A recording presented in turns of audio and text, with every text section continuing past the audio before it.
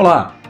Nesse vídeo inicial do nosso curso de Direito e Legislação Tributária, nós vamos falar um pouco sobre a atividade financeira do Estado. Esse é um tema introdutório para o direito tributário, mas que é bastante relevante para que vocês entendam qual é o objetivo do direito tributário em si. Qual é o fim a que se presta o direito tributário. Então, quando falamos em finanças, estamos falando da obtenção e da utilização de recursos obtidos pelo Estado.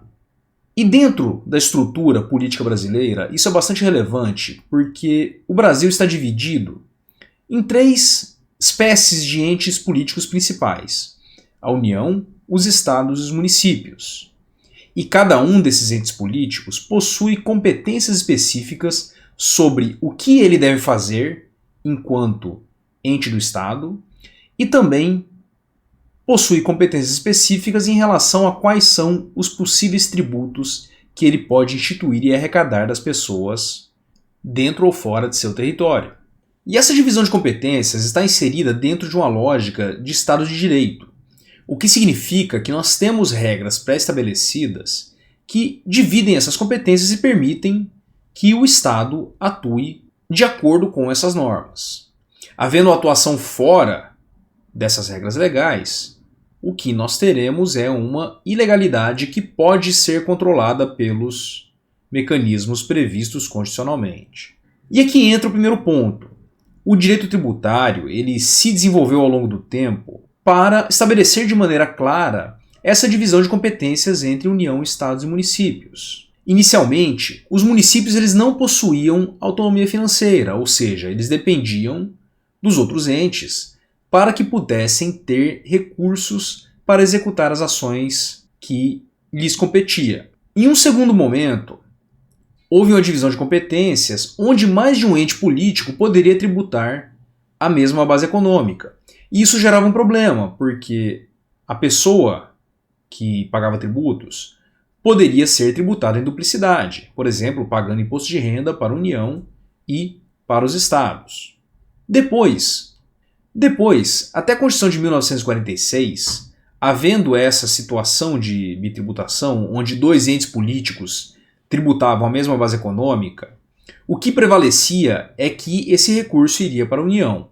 O que também não era um arranjo ideal, tendo em vista que o Estado acabaria ficando sem recursos se a União decidisse utilizar várias bases econômicas distintas.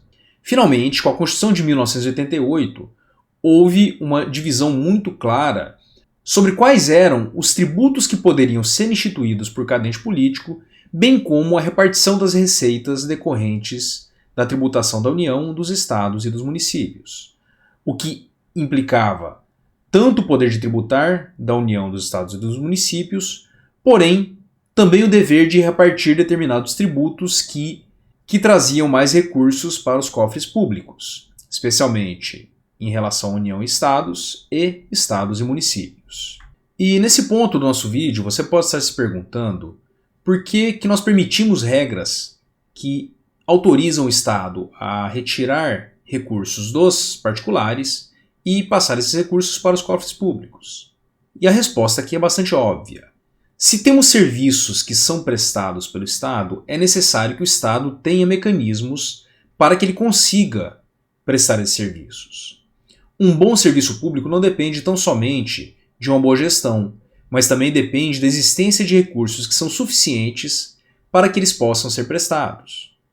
Então, se nós queremos boas estradas, um bom asfalto, um sistema de esgotamento sanitário, uma boa educação e um bom sistema de saúde, será necessário que recursos sejam destinados para esses fins.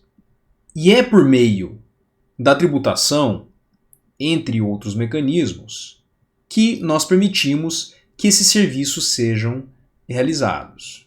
Estabelecido o objetivo da atividade financeira do Estado, que é permitir a realização de atividades estatais que são relevantes para a sociedade e que dentro de um Estado democrático de direito são escolhidas pela própria sociedade por meio de seus representantes, é importante que vocês tenham pelo menos uma breve noção do que efetivamente é essa atividade financeira. E a atividade financeira do Estado nada mais é do que os mecanismos de obtenção de receita, de gestão do patrimônio estatal e de realização de despesa. São essas três funções principais que são realizadas por meio da atividade financeira. Como estamos aqui dentro de uma disciplina de direito tributário, o foco principal da nossa discussão ao longo das demais aulas será principalmente em relação à receita. As atividades de gestão e despesa estão mais relacionadas ao direito financeiro.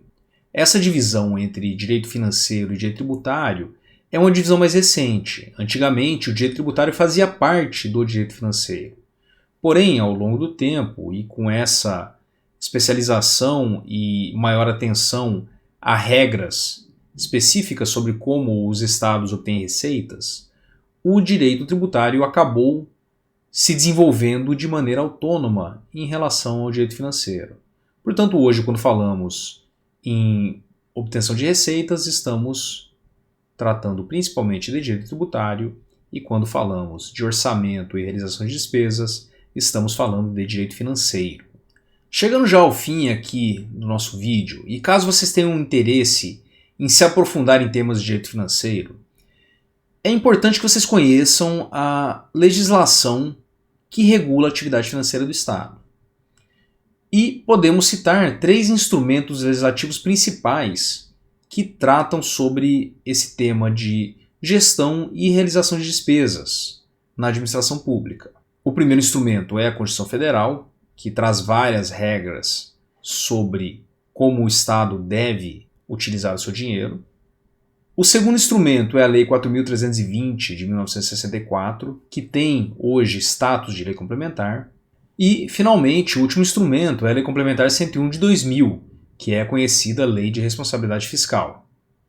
Com isso, chegamos ao fim desse vídeo introdutório sobre a atividade financeira do Estado, e na próxima unidade iremos discutir o conceito de direito tributário, os aspectos do sistema tributário brasileiro e princípios de direito tributário. Até lá!